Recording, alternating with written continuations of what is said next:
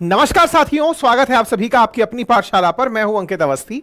हाल ही में मैंने आप लोगों को भारत के निकटवर्ती देश बांग्लादेश के अंदर हिंदुओं की स्थिति पर चिंता व्यक्त करती हुई एक सेशन की थी। मैंने ये बताया था किस प्रकार से डोनाल्ड ट्रंप बांग्लादेश में हिंदुओं पर, जो कि वहां पे अल्पसंख्यक हैं, उन पर हो रही प्रताड़ना पर, उन पर हो रही ज्यादतियों पर खुलकर बोले हैं। ऐसे में बांग्लादेश से भी खबर आती है कि यहां पर बड़ी संख्या में, हजारों की संख्या में हिंदू और अल्पसंख्यक सड़क पर उतरे और उन्होंने सरकार के सामने अपनी मांगों का प्रदर्शन किया। आज का यह सेशन मायने इसलिए रखता है कि बांग्लादेश में रह रहे लोग अपने लिए क्या डिमांड कर रहे हैं, वो न्यूज बड़ी बन जाती है। बांग्लादेश में सड़कों पर उतरे हुए हिंदू आपको हजारों की संख्या में दिखाई दे रहे हैं। लगभग 30,000 हिंदू सड़कों पर उतरे, ऐसी खबर मार्केट के अंदर चल रही है। हेडलाइंस है लगभग 30,000 बांग्लादेशी हिंदू जो इस समय डिमांड कर रहे हैं सिक्योरिटी की, डिमांड कर रहे हैं उनके अपने राइट्स की, कि बांग्लादेश में अल्पसंख्यकों के अधिकारों की सुरक्षा हो। ऐसा करते हुए 30,000 से अधिक हिंदू सड़कों पर उतरे हैं। यह खबर एक तरफ चल रही है, वहीं दूसरी खबर पैरेलली हाईलाइट हो जाती है और वो ये है कि अडानी ने बांग्लादेश की बिजली काट दी। अब ये खबर सुनते ही दो तरह की बातें आती हैं कि इधर हिंदू प्रोटेस्ट कर रहे हैं और अडानी ने बिजली काट दी। क्या इनका कोई मतलब कोई आपस में मतलब कोई कनेक्शन है या मात्र एक संयोग है? अब इस बात को भी आज डिटेल में जान लेंगे कि अडानी ने बांग्लादेश की बिजली क्यों काटी। क्या इसमें भी राष्ट्रभक्ति आ गई या बांग्लादेशियों के पास पैसा खत्म हो गया? दोनों ही बातें हैं। तो आइए एक एक करके विस्तार से पूरा विषय वस्तु समझते हैं। ये जो तस्वीर आपके सामने फिलहाल दिख रही है, जहां कुछ हजारों की संख्या में आपको सड़कों पर लोग दिखाई दे रहे हैं, यह तस्वीर बांग्लादेश के चटगांव की है। यहां पर कल यानी कि शुक्रवार के दिन बहुत सारे लोग सड़कों पर उतरे और उन्होंने मांग की कि बांग्लादेश में हिंदू और जो अल्पसंख्यक हैं उनके हितों की रखवाली की जाए। ये वाली तस्वीरें जो आपके सामने आ रही हैं, ये तस्वीरें कल की हैं। अब एक बड़ा सवाल यह बनता है कि अचानक ये लोग कैसे उठ करके आए, इसके पीछे की क्या कहानी है, अब वो जानते हैं। तो असल में हुआ क्या, ये जो लोग आपको यहां दिखाई दे रहे हैं, इसकी शुरुआत हुई 25 तारीख से, 25 अक्टूबर से। 25 अक्टूबर को बांग्लादेश के अंदर सनातनी मंच ने एक रैली निकाली थी और उस रैली में कुछ मांगे रखी थी। उन मांगों के दौरान जब उन्होंने अपनी मांगे रखी, कुछ लोगों ने अपना प्रदर्शन करते हुए एक जगह पर भगवा ध्वज लहरा दिया। भगवा ध्वज लहराने पर केस दर्ज हुआ और केस दर्ज होने पर जिन लोगों ने ध्वज फहराया उन्हें गिरफ्तार कर लिया गया। साथ ही साथ अन्य 19 लोगों पर मुकदमा दर्ज करा दिया गया। अगर यहां पर आप लोग देखें तो संभवतः आप यहां पर भगवा वस्त्र में कुछ लोगों को खड़े देख सकते हैं।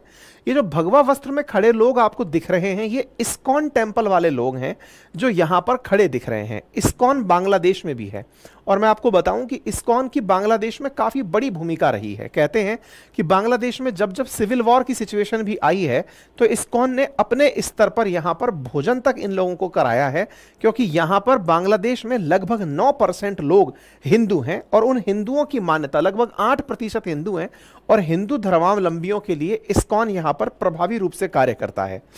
ऐसे में देश के अंदर बांग्लादेश हिंदू बौद्ध ईसाई यूनिटी काउंसिल ने हिंदुओं पर जो अभी तक हमले हुए हैं इनके खिलाफ प्रदर्शन करते हुए कार्य किया था।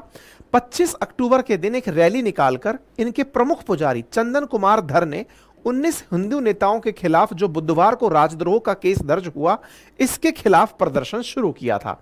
अब ये राजद्रोह का क्या मामला है वो भी जान लीजिए।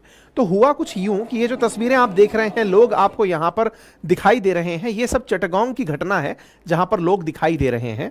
ये कहानी शुरू कहां से होती है, तो 25 अक्टूबर को सनातन जागरण मंच ने चटगांव के अंदर लाल दीघी मैदान में अपनी 8 सूत्रीय मांगों को लेकर के एक रैली निकाली थी। अब 25 अक्टूबर यानी कि आज से 7 दिन पहले, 8 दिन पहले रैली निकाली थी और उस रैली के अंदर, रैली जब निकल रही थी तो न्यू मार्केट चौक नामक स्थान से गुजर रही थी। वहां पर कुछ लोगों ने भगवा ध्वज फहरा दिया और इस ध्वज पर आमी सनातनी एक वर्ड लिखा हुआ था। इस घटना के बाद मोहरा इलाके के अंदर निवासी फिरोज खान नाम के व्यक्ति ने पुलिस में रिपोर्ट दर्ज कराकर कहा कि राजेश चौधरी और हृदय दास को गिरफ्तार किया जाए, क्योंकि इन्होंने सनातनी ध्वज फहरा दिया है। अब ये ध्वज देखिए, यहां पर एक आजाद चौक है, यहां पर बांग्लादेश का झंडा लग रहा है और उस झंडे से ऊपर एक लंबी डंडी लगाकर, यानी जिस जगह पर यह लगा है वहीं पर एक और डंडी लगाकर भगवा ध्वज फहरा दिया गया था।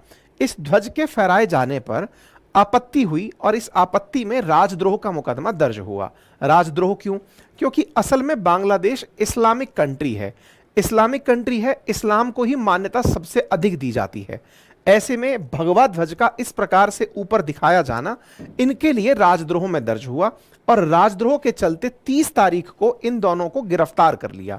तो जब 30 तारीख को इन दो लोगों की गिरफ्तारी हुई तो इसी के खिलाफ कल यानी कि शुक्रवार के दिन लोग सड़कों पर उतर आए और उतर करके इस्कॉन के लीडर्स भी यहां पर निकल कर आए और उनमें से इस्कॉन के चटगांव इस्कॉन के सचिव तिन्मय कृष्णदास ब्रह्मचारी उर्फ चंदन कुमार धर, ये भी जब उतर कर आए तो इन्हें भी आरोपी बना लिया गया। असल में हुआ क्या है, इस्कॉन चटगांव जो है उस पर 6 अगस्त को हमला हुआ था और वो इस हमले के खिलाफ लगातार बोल रहे थे, अलग अलग मंचों पर अपनी जानकारी दे रहे थे, क्योंकि बहुत से दुनिया भर के लोग ऐसे हैं जो इस घटना को झुटलाने में लगे हैं, इंक्लूडिंग इंडिया। इंडिया में बहुत से ऐसे न्यूज़ चैनल्स और यूट्यूबर्स और बहुत सारे ऐसे राजनीतिक धड़े जो इस बात को मानने को ही तैयार नहीं हैं कि बांग्लादेश में हिंदुओं के खिलाफ हिंसा हुई है। मैं बहुत से रिपोर्टर्स को देख रहा हूं जो वहां जा जाकर के रिपोर्ट ये कर रहे हैं कि यहां तो हिंदू एकदम सुरक्षित हैं, इनके ऊपर कोई हमले नहीं हुए, जबकि 2000 से अधिक हमले 4 अगस्त से लेकर अब तक रिपोर्ट किए जा चुके हैं।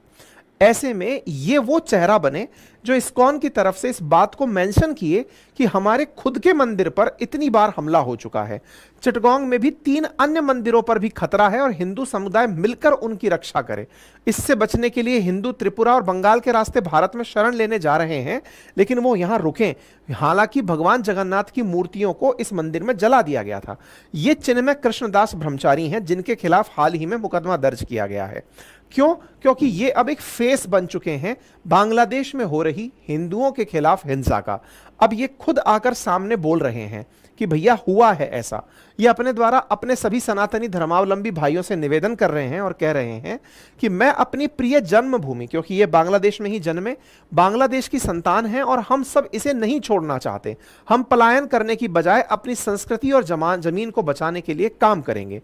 और उन्होंने अपनी तरफ से कहा कि जो ये गिरफ्तारियां हैं या फिर जो हमारे खिलाफ मुकदमे दर्ज किए जा रहे हैं, ये आंदोलन को दबाने की साजिश है, इससे देश की बदनामी होगी। ये अपनी तरफ से मोहम्मद यूनुस को भी मैसेज करके यही बात बोल रहे हैं कि देखिए हम आपके यहां रहते हैं, ये देश हमारा भी है, ऐसे में हमारे खिलाफ अगर आप मुकदमा दर्ज करते हैं तो अल्पसंख्यकों के हितों पर आपका जो नजरिया है ये पब्लिक में उजागर हो जाएगा। एक लिस्ट निकलकर आई कि इस्कॉन पर कब कब हमले हुए। ऐसे में 2022, 21, 20, 18, 16, 15, 9 के ये पूर्ववर्ती मामले हैं। उसके अलावा इस बार के मामलों में तो कोई कमी ही नहीं है।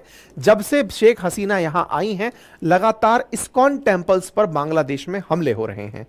इसी बीच पर बांग्लादेश के अंदर तस्लीमा नसरीन, जो कि एक काफी बड़ी एक्टिविस्ट हैं, वो बांग्लादेश से ही आनंद लेकर पूछ रही हैं कि आपको एक अलग डंडी पर लगा हुआ झंडा तो चिढ़ाने जैसा लगा, लेकिन जब आपके ही लोग झंडे को नीचे रखकर बैठे हों या उस पर खड़े होकर नमाज अदा कर रहे हों तो आपको उसमें कहीं कोई आपत्ति नजर नहीं आती।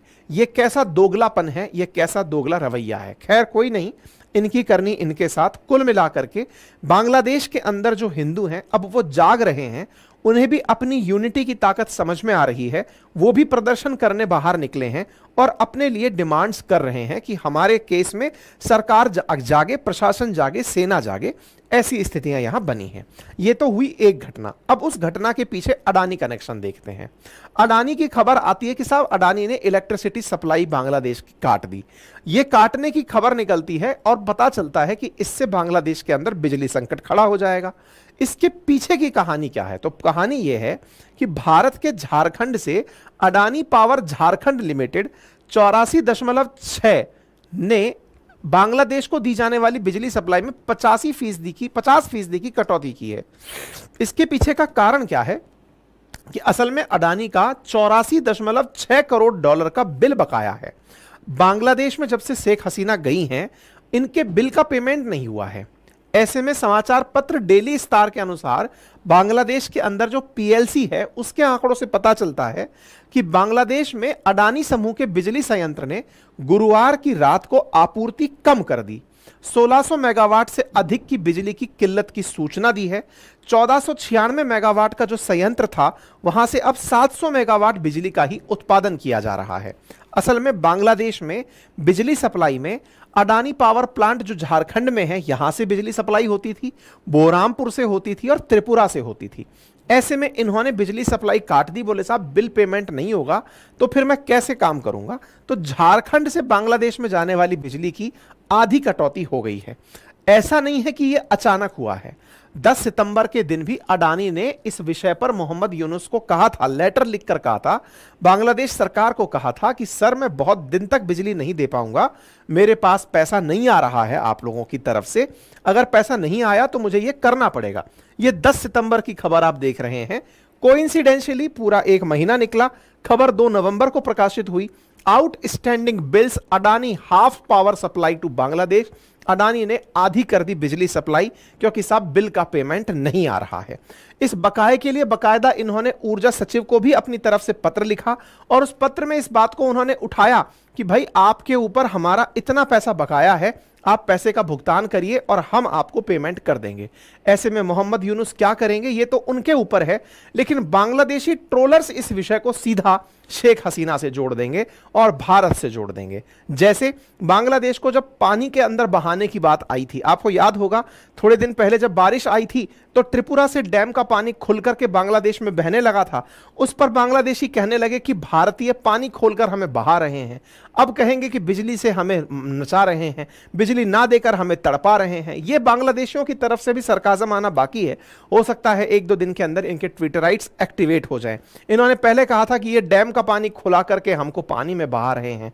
खैर इनका जो भी हाल हो, फिलहाल के लिए बांग्लादेश में एक स्थिर सरकार बने, जनता की चुनी हुई सरकार बने, जल्दी ही यहां स्थिरता आए, ये सबके लिए भला मतलब सबके लिए अच्छी स्थिति होगी। देखना होगा कि आगे आने वाले समय में बांग्लादेश किस तरफ जाता है। बाकी आप इस विषय पर क्या सोचते हैं, अपनी राय जरूर कमेंट बॉक्स में रखें। फिलहाल के लिए इतना ही। चैनल पर नए हैं तो चैनल को सब्सक्राइब कर लें।